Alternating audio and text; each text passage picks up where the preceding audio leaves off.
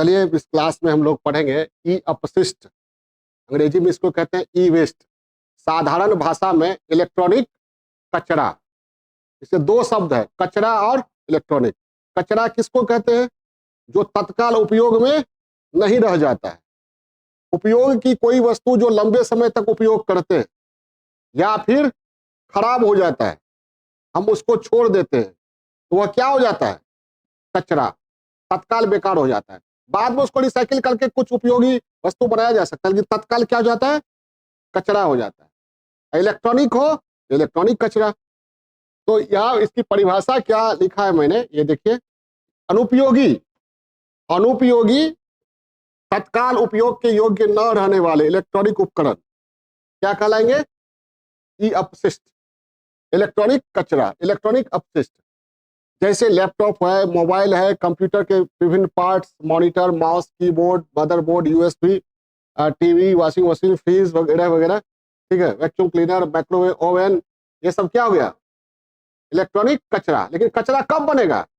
लंबे समय तक उपयोग के बाद। उसका बहुत का लाइफ टाइम होता है, वो खत्म हो गया, कंपनी दिया रहता है ना कि 8 साल तक इसका है, उसके बाद वो वेस्ट में बदल जाता है। वही लिखा है मैंने, लंबे समय तक उपयोग के बाद या खराब हो जाने के बाद तत्काल उपयोग योग्य नहीं रह जाते हैं ये, और अपशिष्ट में बदल जाते हैं। अब ये भी पर्यावरण को नुकसान पहुंचाने वाला बहुत ये गंभीर समस्या है पूरे देश में नहीं, या यूं कहीं पूरे विश्व में, ठीक है। और इसका प्रभाव क्या होता है? तो अपशिष्टों में, इस वेस्ट में, इलेक्ट्रॉनिक वेस्ट में बहुत घातक तत्व या रसायन, जैसे सीसा है, कैडमियम है, आर्सेनिक है, प्लेटिनम वगैरह वगैरह शामिल होते हैं, जो मानव स्वास्थ्य को, मानव शरीर के विभिन्न अंगों पर दुष्प्रभाव डालता है, आंख पर, स्किन पर, हार्ट पर वगैरह वगैरह। गर्भस्थ शिशु पर भी ये दुष्प्रभाव, यहाँ तक ये गर्भस्थ शिशु है उस पर भी दुष्प्रभाव डालता है। और बहुत सारे विकसित देश हैं जो अपना अपशिष्ट, इलेक्ट्रॉनिक अपशिष्ट भेज देते हैं कहाँ?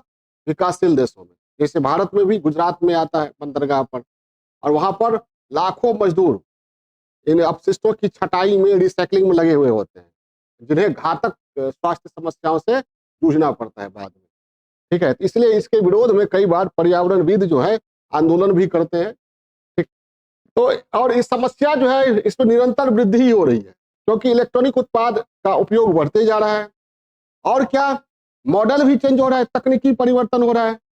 तकनीकी परिवर्तन से पुराने जो है वो अपशिष्ट में बदल जाते हैं। जैसे मोबाइल चेंज हुआ, नया एडिशन आया, तो पुराना एडिशन क्या करते हैं? आप फेंक देते हैं, ठीक।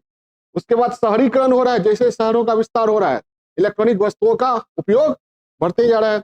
उपभोक्तावादी संस्कृति, उपभोक्तावादी संस्कृति किस पर जोर देती है? उपभोक्ता, आपको उपभोक्ता बनाए रखती है। अधिक से अधिक वस्तुओं सेवाओं को उपभोग करने की जो संस्कृति है, वही क्या है? उपभोक्तावादी संस्कृति है। पहले जितने लोग वस्तुओं का उपयोग करते थे, जीवन जीते थे, उनसे कई गुना ज्यादा आज हम लोग वस्तुओं का या सेवाओं का उपभोग कर रहे हैं। और यह उपभोक्तावादी संस्कृति जो है वो हर एक उपकरण को बदलने, मोबाइल है तो 1 साल में 2 बार बदल जाता है, 2 साल में 4 बार हो सकता है, लोग महीना महीना भी बदलते हैं, समझ भाई बात। और कोविड-19 के बाद तो इलेक्ट्रॉनिक उपकरण का, डिजिटल उपकरण का तेजी से उपयोग बढ़ा है, और अपशिष्ट भी, जितना उपयोग बढ़ेगा अपशिष्ट बढ़ेगी। और इन इलेक्ट्रॉनिक्स उपकरणों के साथ, वेस्ट के साथ समस्या क्या है? कि प्रबंधन, मैनेजमेंट की समस्या है, कैसे इसको क्या करें। घर में रखे तो अस्त व्यस्तता, घर ही क्या है? पूरा घर है, कबाड़ खाना है, अगर रखिएगा तो जिस कोना में रहेगा कबाड़ खाना ही लगेगा। हो सकता है पशु पक्षी, छोटे मोटे कीड़े मकोड़े अस्थायी निवास बना ले। तो आपको ये पानी में फेंकते हैं तो जल प्रदूषण, मट्टी पर फेंकते हैं मृदा प्रदूषण, जलाते हैं तो वायु प्रदूषण। तो ये समस्या है, तो ये समस्या में निरंतर वृद्धि होती जा रही है। समाधान क्या है भाई? समाधान यह है कि इलेक्ट्रॉनिक उपकरणों के निर्माण में क्षरणीय पदार्थों का उपयोग किया जाए, जिसको जो धीरे धीरे क्षरित हो जाए, लंबे समय तक वह बने नहीं रहे, ठीक है, अब घटित हो जाए। कन्वर्जेंस तकनीक का उपयोग किया जाए। कन्वर्जेंस तकनीक मतलब ये हुआ कि बहुत सारी सेवाओं का एक ही उपकरण से उपभोग करना, एक ही उपकरण में बहुत सारी सेवाओं का उपभोग करना, बहुत सारी उपकरणों का ये गुण प्राप्त करना, ठीक है। जैसे मोबाइल में क्या क्या प्राप्त करते हैं? एक तरह से कन्वर्जेंस तकनीक है उसमें, camera, calculator, TV, video game और अलार्म घड़ी, टॉर्च, बहुत सारा चीज उसमें ये करते हैं। नैनोटेक, नैनोटेक बड़ी से बड़ी वस्तुओं को छोटा बनाने की क्षमता है, ये अलग से नैनो तकनीक पढ़ाएंगे तब बताएंगे। ठीक है, नैनो मतलब क्या होता है, 10⁻⁹ उस लेवल पे जो टेक्नोलॉजी होती है और वो परमाणुओं की मैनिपुलेशन एंड हैंडलिंग जो होती है वो नैनोटेक कहलाता है।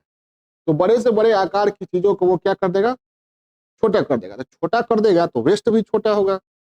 तो वेस्ट का नैनो तकनीक का उपयोग करने से क्या हो जाएगा, मात्रा और आकार में कमी, वेस्ट के मात्रा और आकार में कमी। उसके बाद है सिक्योर्ड लैंड फिलिंग, और ये रिसाइकिल और रीयूज भी जा सकता है, रिसाइकलिंग की जा सकती है, नई वस्तुएं बनाई जा सकती है। सिक्योर्ड लैंड फिलिंग हुआ कि अगर वो यूज नहीं कर रहे हैं तो उसको लैंड फिल में सिक्योर सुरक्षित तरीके से डिस्पोज कर देना, ताकि वो मृदा प्रदूषण, वायु प्रदूषण वगैरह वगैरह की समस्या उत्पन्न।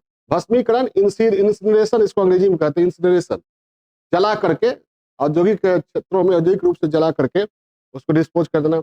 एसिड डालकर मेटल की रिकवरी किया जा सकता है उसमें। जागरूकता, लोगों में जागरूकता की जरूरत है। और नहीं यूज करना है आपको तो कंपनी को वापस कर दीजिए, दूसरा उसके बदले मंगा लीजिए। उसको वेस्ट के रूप में फेंकने से क्या फायदा, नहीं तो किसी को दे दीजिए, दान कर दीजिए, वेस्ट मत बनाइए। ठीक है। और दुनिया में कहा जाता है कोई भी चीज वेस्ट होता नहीं है।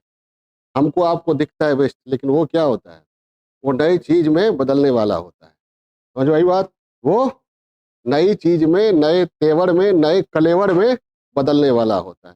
तो ये सोच अगर रखा जाए तो कोई भी चीज वेस्ट नहीं बनेगा। From waste to energy, waste to wealth, ये सोच को रखते हुए, सर्कुलर इकोनॉमी पर जोर देते हुए हम सस्टेनेबल डेवलपमेंट के लक्ष्य को, सतत विकास के लक्ष्य को प्राप्त कर सकते हैं। ओके।